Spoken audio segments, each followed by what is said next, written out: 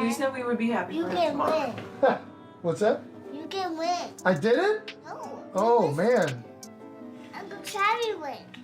Uncle Travi did win. Did you want that to happen, right? I didn't want Uncle Travi to win. It's all right. Bye-bye. Uncle Travi got it. Oh, She knows that one. we can be happy for Uncle Travi. Say something right into this microphone, okay? You gotta hit it with the... New news! Yay! Who's that? Uncle Travi. Yeah, Uncle Travi. What? What?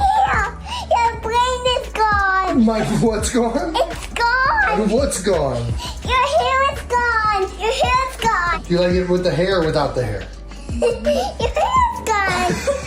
Mom, why the brain is gone? Why is my hair gone? Yeah. I lost a bet to Uncle Travi and he cut it off. He cut it off. He cut my hair off. That's not nice. No, it's not. No, you have to get new hair. I do have to get new hair. When Travis Kelce was asked a question by his brother Jason Kelce during his recent podcast appearance, it ignited a flurry of excitement among fans about his future with Taylor Swift. Jason casually asked Travis how many children he envisioned having with the pop sensation, right in front of Taylor, and without hesitation, Travis joyfully declared, 4, man, and raised 4 fingers. The internet was immediately ablaze with wild fan theories, memes, and conjecture regarding the couple's future. Taylor, who was seated nearby, gave Travis a playful prod after laughing uncontrollably at his enthusiastic response. "You better start practicing those dad jokes now, Travis," said Jason, who never holds back, as Jason teased, "That's a whole basketball team with a sub." Travis smiled and shook his head, and the jokes continued. Fans kept playing the video over and over again because of the brothers' hilarious banter, which made the moment unforgettable. Travis went beyond the attention-grabbing response. He continued by telling the audience how much he admires Taylor's unwavering drive and inventiveness, describing her as the most gifted person he has ever encountered. He said he admired her perseverance and how she never seemed to slow down while he watched her write songs, constantly rewriting the lyrics and working late into the night. Travis made jokes about their future children, hoping they would inherit both his athletic prowess and Taylor's songwriting talent. Imagine a youngster who can spike a football in the end zone after writing a #1 hit. The audience adored it, and Taylor chuckled while feigning to write down the song's idea.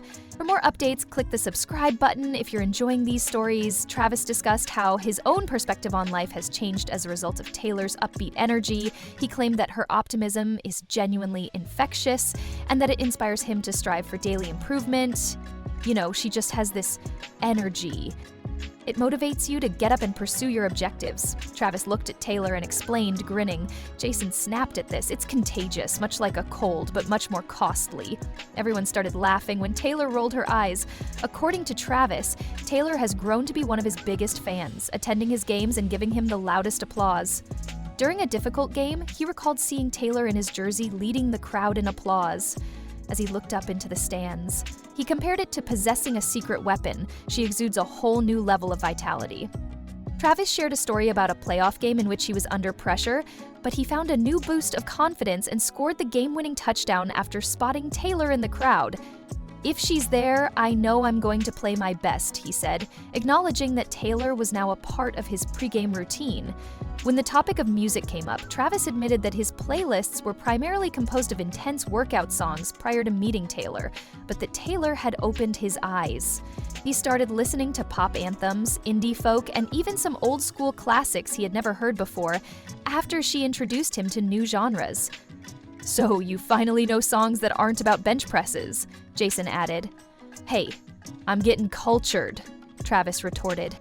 "Before you know it, I'll be penning poetry." Travis had even been asked to observe Taylor's studio sessions. He talked about being in awe of her method as he watched her record vocals and try out different melodies. He joked, "Don't expect me to be dropping an album anytime soon," but admitted that he had dabbled in writing a few lines. Travis disclosed that he and Taylor have discussed performing together, possibly even in a duet at some point. Who knows, maybe we'll do a Kelce Swift tour, football in the afternoon, concert at night, he hinted. Jason leaped in. "I'm selling earplugs at the door if you're singing." But it wasn't all jokes in the podcast. Travis discussed how he and Taylor support one another in coping with the demands of celebrity. he acknowledged that it can be too much to handle the continuous attention.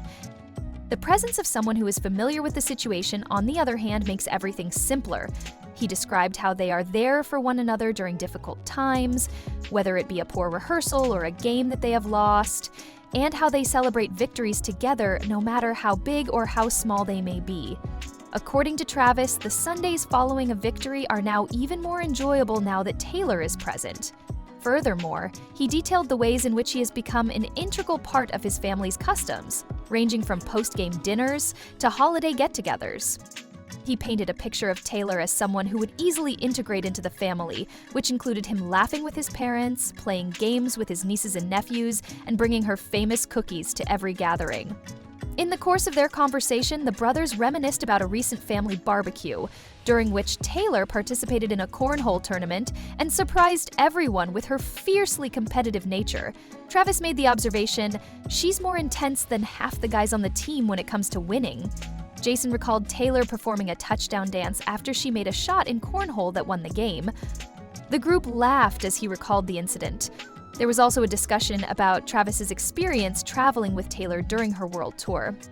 He stated that experiencing a variety of countries and cultures alongside Taylor has been one of the most memorable experiences of his life. He went on to explain how Taylor's inquisitiveness motivates him to experiment with new things. Sampling foods that are unfamiliar to you and learning a few phrases in a variety of languages are both examples. As they navigated winding streets and attempted to read maps in a language that neither of them spoke, he told a story about how they got lost in a foreign city together and turned it into an impromptu adventure. They laughed as they did this.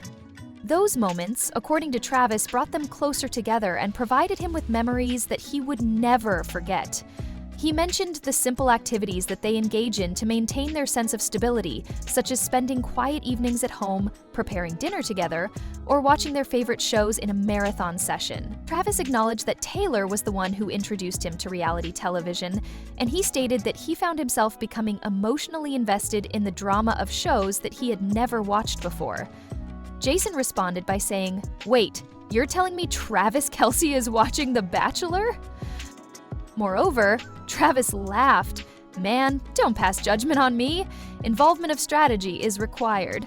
The podcast discussed a variety of topics in addition to their relationship. Travis reminisced about his childhood, recalling how he and Jason used to compete with each other in backyard football games, always challenging each other to accomplish more than the other.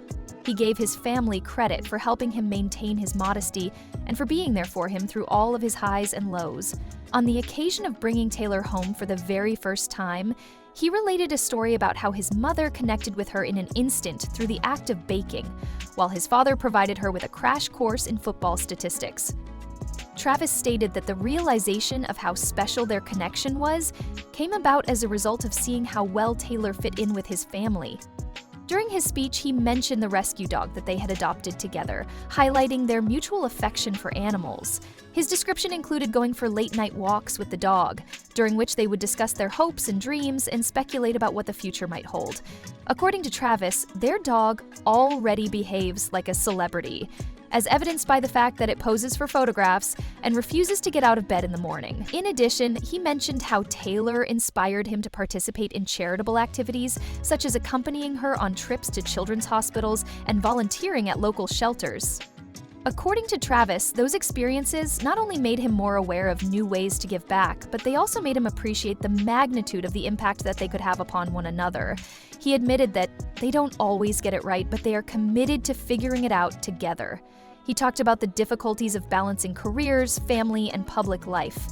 He also pointed out that they are committed to doing so together. Travis expressed his aspirations for the future, which included not only having children, but also constructing a life that is full of love, laughter, and adventure. He has expressed his enthusiasm for the prospect of collaborating with Taylor on charitable endeavors, with the intention of utilizing their respective platforms to support causes that are important to them.